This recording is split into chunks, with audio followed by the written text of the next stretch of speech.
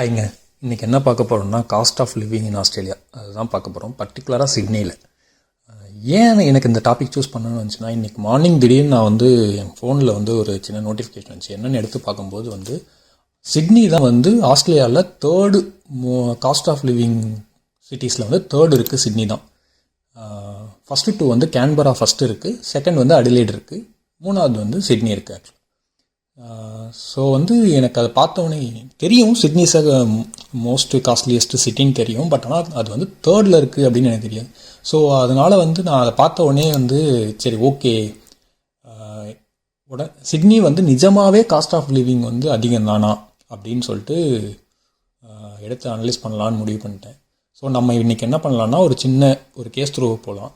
ஒரு person suppose ஒரு monthly ஒரு $7,500 ஏர்ன் பண்ணுறாரு. அதாவது ஏர்னிங்னா நான் கிராஸ் சேலரி சொல்கிறேன். நம்மளோட டோட்டல் சேலரி $7,500 ஒரு மந்த்லி ஏர்ன் பண்ணுறாரு அப்படின்னா, சிட்னியில் என்னென்ன எக்ஸ்பென்சஸ் இருக்கும், எவ்வளோ மீதி நிற்கும் மந்த்து முடியும் போது அப்படின்றத இப்போ நம்ம பார்க்க போகிறோம். இதில் இன்னொரு மேஜர் என்னென்னா, இங்கே கம்பெனிஸ் சம்டைம்ஸ் ஃபோர்நைட்லி பே பண்ணுவாங்க, சம்டைம்ஸ் மந்த்லியில் பே பண்ணுவாங்க. ஃபோர்நைட்லி அப்படின்னா என்னென்னா 14 days ஒன்ஸ் பே பண்ணுறது தான் ஃபோர்நைட்லி. 2 weeksன்னு வச்சிங்களேன். Some companies monthly once pay பண்ணுவாங்க. நம்ம இந்தியாவில் வர மாதிரி மந்தோட லாஸ்ட் டேயில் பே பண்ணுறது. நம்ம இந்த கேஸ் ஸ்டடியில் மொத்தம் ஆக்சுவலாக இங்கே 2 டைப் ஆஃப் பீப்புள்ஸ் இருப்பாங்க. ஒருத்தவங்க இமிக்ரெண்ட்ஸு, இன்னொரு செட் இங்கே இருக்க ஓன் ரெசிடென்ட்ஸ், அதாவது எதர் பிஆர்ஓ இல்லை ஒரு சிட்டிசன்ஷிப்போ வாங்கிட்டு இருக்க பீப்புள். நம்ம மோஸ்ட்லி ஒர்க் பர்மிட் இருக்கவங்கள தான் பார்க்க போகிறோம். ஏன்னா இங்கே மோஸ்ட்லி சிட்டிசன்ஷிப்பாக இருக்கவங்களுக்கு நிறைய ப்ரிவிலேஜஸ் இருக்கும். ஸோ நம்ம பார்க்க போகிறது ஒர்க் பர்மிட்டில், அதாவது ஒரு ஃபாரின் கண்ட்ரிலேருந்து ஒரு ஒர்க் பர்மிட் வீசாவோட இங்கே வந்திருக்க ரெசிடென்ட் பற்றி தான் பார்க்க போகிறோம். அவங்க எவ்வளோ எக்ஸ்பென்ஸ் ஆகுது, ஒரு பர்டிகுலர் இதில் எவ்வளோ எக்ஸ்பென்ஸ் ஆகுது அப்படின்றத நம்ம பார்க்க போகிறோம். ஸோ இப்போ இதில் எக்ஸ்பென்சஸ் அப்படின்னு நம்ம லிஸ்ட் எடுத்தோம் அப்படின்னா, இங்கே இருக்க மேஜர் காம்போனண்ட்டே டேக்ஸ் தான். என்னன்னு பார்த்தீங்கன்னா, ஒரு பர்டிகுலர் பர்சனுக்கு நீங்கள் 1,20,000 இயர்லி சேலரி கீழே வாங்கினீங்க அப்படின்னா 32.5% டேக்ஸ். எவ்ரி டாலருக்கு நீங்கள் 32.5, அதாவது ஒரு $100 நீங்கள் $325 நீங்கள் கண்டிப்பாக இதிலே கொடுத்துருவீங்க, உங்கள் டேக்ஸ்லேயே கொடுத்துருவீங்க. மீதி இருக்க $675 தான் உங்கள் கைக்கு வரும்னு வச்சுக்கோங்க எவ்ரி $1,000. ஸோ அதுதான் இங்கே இருக்க மேஜர் காம்போனண்ட்டு. ரெண்டாவது காம்போனண்ட் மேஜராக என்ன அப்படின்னு பார்த்தீங்கன்னா ரெண்டல். ஸோ இங்கே ஆக்சுவலாக ஆஸ்திரேலியா எந்த சிட்டி போனீங்கனாலுமே மோஸ்ட்லி இங்கே இருக்க மோஸ்ட் ஆஃப் த சபப்லேயோ இல்லை எங்கேயோனா ரெண்டல் தான் ரொம்ப பெரிய காம்போனண்ட்டு. அதுலேயும் நீங்கள் மேஜர் சபப்ஸ், அதாவது பராமட்டா, வெஸ்ட்மேட், வென்டோர்த்தல், இதெல்லாம் மேஜர் சபப்ஸு. இங்கெல்லாம் போனீங்கன்னா இன்னும் ரெண்ட் அதிகமாக இருக்கும். ஸோ இப்போ நம்ம மேஜர் சபப்பில் இருக்க ரெண்ட் என்ன அப்படின்னு பார்த்தீங்கன்னா, இப்போ நீங்கள் ஒரு இண்டிவிஜுவல் ஹவுஸ் எடுக்கிறீங்க, நீங்கள் ஒரு கப்பலாக இருக்கீங்க இல்லை ஒரு ஃபேமிலியாக இருக்கீங்க, நீங்கள் போய் ஒரு பர்டிகுலர் வீடு எடுத்தீங்க அப்படின்னா, உங்களுக்கு இங்கே ரெண்டல் பொறுத்த வரைக்கும் வீக்லி ரெண்டல் கால்குலேட் பண்ணுவாங்க. வீக்லி ரெண்ட் தான் சொல்லுவாங்க. நம்ம இந்தியாவிலாம் மந்த்லின்னு சொல்கிறோம் இல்லைங்களா, அதே மாதிரி இங்கே வீக்லி தான் நம்ம சொல்லுவாங்க. ஒரு வீக்குக்கு இதான் ரெண்ட் அப்படின்ற மாதிரி சொல்லுவாங்க. ஸோ இங்கே வீக்லி ஒரு $500 to $600 ஆகும் 1 BHKக்கு. ஒரு சின்ன ஃபேமிலி இருக்கணும் அப்படின்னா $500 to $600 ஆகும்.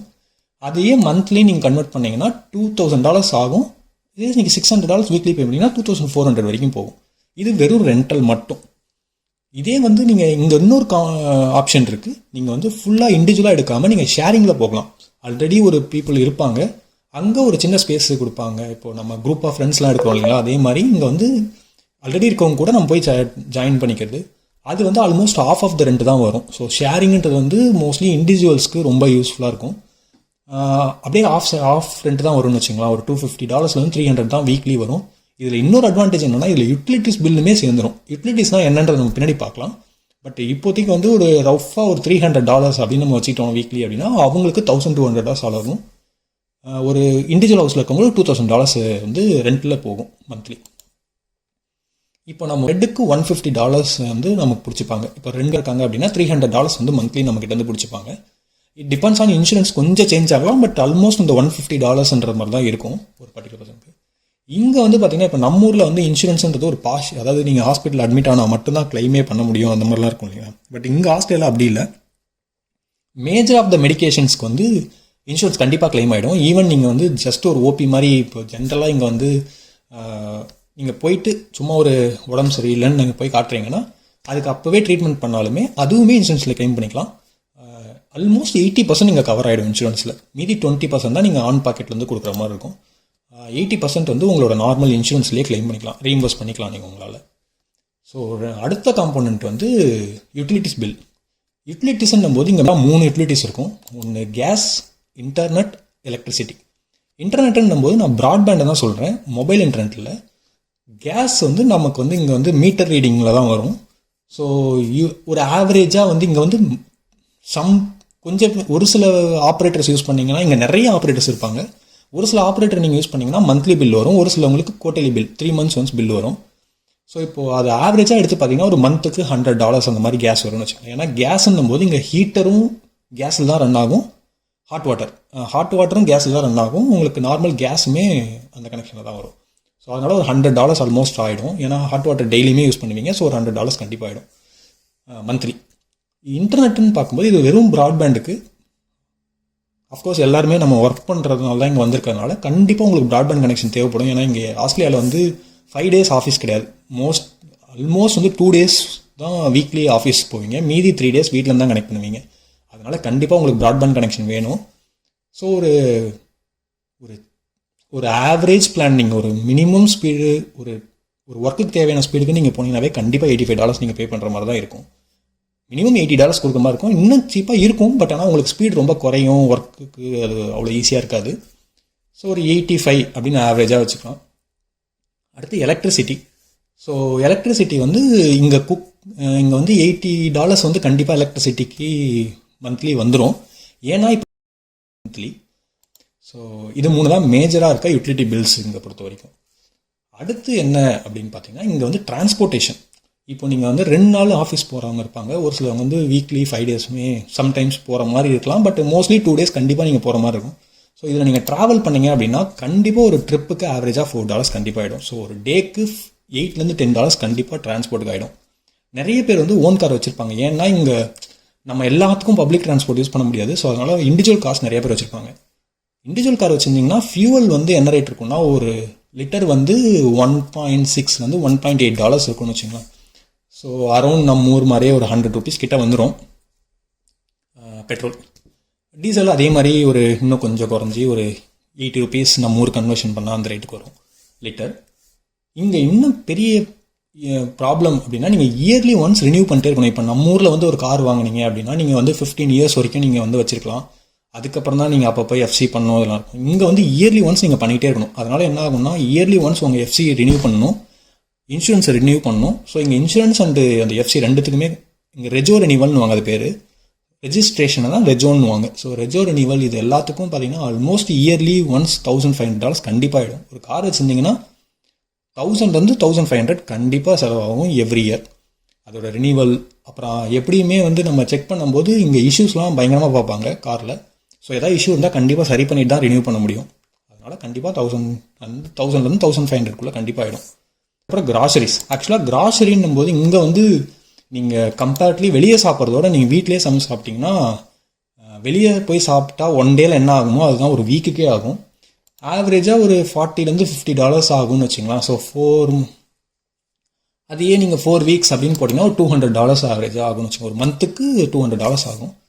இது இல்லாமல் மற்ற பில்ஸ், அதாவது வந்து நீங்கள் நார்மலாக செலவு பண்ணுறது போக சின்ன சின்ன செலவு அங்கங்கே இருக்கும் இல்லைங்களா. இப்போ நீங்கள் வெளியே போய் சாப்பிட்றீங்க, இப்போ நீங்கள் இன்சூரன்ஸ் ஈவன் நீங்கள் ஹாஸ்பிட்டலில் போய் மெடிக்கல் இதுக்கு இன்சூரன்ஸ் கிளைம் பண்ணாலும் நீங்கள் 80% தான் உங்களால் கிளைம் பண்ண முடியும். ஸோ ஆப்வியஸாக 20% உங்கள் கையிலேருந்து கொடுக்குற மாதிரி இருக்கும். ஸோ நீங்கள் எதாவது ஷாப்பிங் பண்ணுறீங்க, வீட்டுக்கு தேவையான எதாவது வாங்குறீங்க, இல்லை இங்கே நிறைய அட்ராக்ஷன்ஸ் இருக்கும், நிறைய பீச்சஸ், நிறைய விசிட்டிங் பிளேசஸ் இருக்கிறதுனால. ஸோ அதுக்கெலாம் போனீங்கன்னா என்ட்ரி டிக்கெட் இருந்துச்சுன்னா அதுக்கு ஆகிறது. ஸோ அகைன் மொபைல் ரீசார்ஜ் பண்ணுவீங்க, அதுக்கு இன்டர்நெட் வேணும், மொபைல் டாக் டைம் வேணும். ஸோ அதுக்கு ரீசார்ஜ் ஒரு $20 எப்படியும் மினிமம் பிளான்னு போனீங்கன்னாவே $15 to $20 கண்டிப்பாக ஆகிடும். இதில் நீங்கள் இன்டர்நேஷ்னல் ரோமிங்லாம் போட்டிங்கன்னா கண்டிப்பாக $30 மந்த்லி ஆகிடும். ஸோ அது ஒரு கண்டிப்பாக ஒரு எக்ஸ்பென்ஸு. இன்னொரு கம்பல்சரி எக்ஸ்பென்ஸ் அப்படின்னா வந்து இது எக்ஸ்பென்ஸுன்னு கிடையாது, உங்களோட இந்த டிடக்ஷன் வச்சுக்கலாம், உங்களோட சேலரியில் இருக்க டிடக்ஷன். நம்ம ஊரில் பிஎஃப்னு ஒரு கான்செப்ட் இருக்கும் இல்லைங்களா, அதே மாதிரி இங்கே சூப்பர் அனுசேஷன் சொல்லுவாங்க. அதை அதே கான்செப்ட் தான். இப்போ நம்மளில் வந்து பிஎஃப்ன்றது இன்க்ளூசிவாக சேலரி, சிடிசிக்குள்ளே இன்க்ளூசிவாக வர்றது தான் பிஎஃப். பட் இங்கே வந்து ஆனுவசேஷன்றது வந்து சேலரிக்கு ஆன் டாப் ஆஃப் வரும். ஒரு சேலரி இருக்குன்னா அதுக்கு மேலே 11% அப்ளை பண்ணுறது தான் சூப்பர் ஆனுவசேஷன். நம்ம அதுக்கு எதுவும் கான்ட்ரிபியூட் பண்ண வேணாம். இப்போ நம்ம ஊரில் எப்படின்னா எம்ப்ளாயர் அண்ட் எம்ப்ளாயி 2 பேரும் கான்ட்ரிபியூட் பண்ணணும் பிஎஃப்னா. இங்கே வந்து கம்பெனி மட்டும் கான்ட்ரிபியூட் பண்ணால் போதும், நம்ம எதுவும் கான்ட்ரிபியூட் பண்ண வேணாம். இப்போ நீங்கள் இந்தியான்னு கிடையாது, நீங்கள் மற்ற கண்ட்ரிலேருந்து இங்கே டெப்யூட் ஆகி வரீங்க அப்படின்னா கண்டிப்பாக உங்களுக்கு வந்து சூப்பர் அனுஷன் நீங்கள் போக மாட்டீங்க, நீங்கள் பிஎஃப்ல தான் போவீங்க. ஏன்னா நீங்கள் எனிவே நீங்கள் இந்தியன் தான், அதனால உங்களுக்கு இந்தியாவுக்கும் ஒரு அமௌண்ட் போகும். ஸோ அதனால் நீங்கள் பிஎஃப் ஆப்வியஸாக இந்தியாவில் கட்டணும். ஆவரேஜாக $860. ஏன்னா பிஎஃப்னும் போது ஒரு 12% அப்படின்னு போட்டிங்கன்னா நீங்கள் வாங்குற நம்ம எடுத்திருக்க அந்த 7500க்கு 12% போது 860 கண்டிப்பாக ஆகிடும். சூப்பர் அனுஷன் போனீங்கனாலும் அதே 860 தான் ஆகும். ஸோ கண்டிப்பாக உங்கள் சேலரிலேருந்து இந்த 860 பிடிப்பாங்க. இது மேண்டேட்ரியாக பிடிப்பாங்க, இது நம்மளால் எதுவும் ஸ்கிப் பண்ண முடியாது. ஸோ இந்த எக்ஸ்பென்ஸ் தான் வந்து அதர் எக்ஸ்பென்சஸ் அப்படின்னு எடுத்துக்கிட்டோம்னா, இப்போ நம்ம டோட்டலாக கணக்கு போட்டு பார்த்தோம்னா, ஸோ ஆப்வியஸாக வந்து $7,500 நீங்கள் சேலரி வாங்கினீங்கன்னா டேக்ஸ் மட்டுமே $2,250 வந்து நீங்கள் மந்த்லி கொடுக்குற மாதிரி இருக்கும். ரெண்ட் ஒரு 2000 போயிடுச்சுன்னா மேண்டேட்ரியாக உங்களுக்கு இன்சூரன்ஸுக்கு போயிடும், $300 கண்டிப்பாக போயிடும். யூட்டிலிட்டி பில்ஸ் வந்து இது 265 போட்டிருக்கேன். நிறைய பேர் கொஞ்சம் சிக்கனமாலாம் இருந்து ஒரு 220 230 கொண்டு வருவாங்க, 200 கூட சம்டைம்ஸ் இருக்கலாம். பட் நான் வந்து ஒரு ஆவரேஜாக இருக்கவங்க, ஒரு ஃபேமிலியாக இருக்கவங்கன்னா இந்த 250 கண்டிப்பாக ஆகிடும் யூட்டிலிட்டியில். டிரான்ஸ்போர்ட் வந்து டிபெண்ட்ஸ் ஆன் தான். இப்போ நிறைய பேர் வந்து வீட்டு வந்து ஆஃபீஸ் பக்கத்துலேயே இருப்பாங்க, ஸோ அவங்களுக்கு அந்த டிரான்ஸ்போர்ட் ஃபீயே ஆகாது. நீங்கள் கொஞ்சம் வெளியே தள்ளி இருக்கீங்க, நீங்கள் ரெண்டல் குறைக்கிறதுக்காக நீங்கள் கொஞ்சம் வெளியே இருந்தீங்க அப்படின்னா டிரான்ஸ்போர்ட்டுக்கு கண்டிப்பாக அந்த இது ஆகிடும்.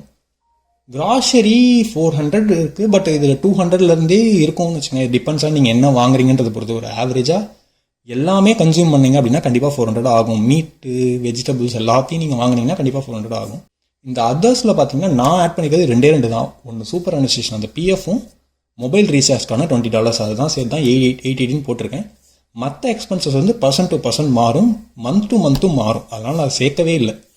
ஸோ இதெல்லாம் நீங்கள் ஆவரேஜாக எடுத்து பார்த்தா ஒரு 6000 கண்டிப்பாக செலவாயிடும்னு வச்சுங்களேன். மந்த்லி வந்து உங்களுக்கு நீங்கள் ஆவரேஜாக செலவு பண்ணிங்கன்னா, இது சிக்கனமாக இல்லை, நீங்கள் ஆவரேஜாக தாராளமாக செலவு பண்ணிங்கன்னா 6000 ஆகும். சம்டைம்ஸ் 6500 கூட போகலாம். ஏன்னா மற்ற எக்ஸ்பென்சஸ் ஏதாவது சேஞ்ச் ஆச்சுன்னா கண்டிப்பாக 6500 வரைக்கும் போகும். ஸோ நீங்கள் ஒரு 7500 வாங்குறீங்க அப்படின்னா இந்த எக்ஸ்பென்சஸ்லாம் போக $1000 $1500 ஒரு மந்த்து நிற்கிறதுக்கு சான்ஸ் இருக்குது. இட் டிபெண்ட்ஸ் ஆன் மற்ற கேல்குலேஷனை பொறுத்து. ஸோ இதெல்லாம் நம்ம பண்ணி பார்த்தோம் அப்படின்னா இப்போ ஒரு 7500 இல்லை $1000 வந்து ஆல்மோஸ்ட் வந்து ஒரு 15% தான் வந்து உங்களுக்கு நிற்கிது. ஸோ ஒரு சேலரியில் 16% தான் ஓவராலாக நிற்கிதுன்றது வந்து ஆக்சுவலாக காஸ்ட் ஆஃப் லிவிங் அதிகம்தான். ஏன்னா நம்ம இப்போ இந்தியாவில் இல்லை மற்ற இதெல்லாம் கம்பேர் பண்ணி பார்த்தீங்கன்னா ஒரு 30% கண்டிப்பாக நிற்கும் நம்ம சேலரியில் மீதி. So 15% it's like very costly தான். ஸோ இதை தான் நான் கன்வே பண்ண ட்ரை பண்ணேன். ஏதாவது டவுட் இருந்தால் கமெண்ட்ஸில் போடுங்க, அடுத்த வீடியோவில் கிளாரிஃபை பண்ணேன். தேங்க்ஸ் ஃபார் வாட்சிங். See you all next video. Bye.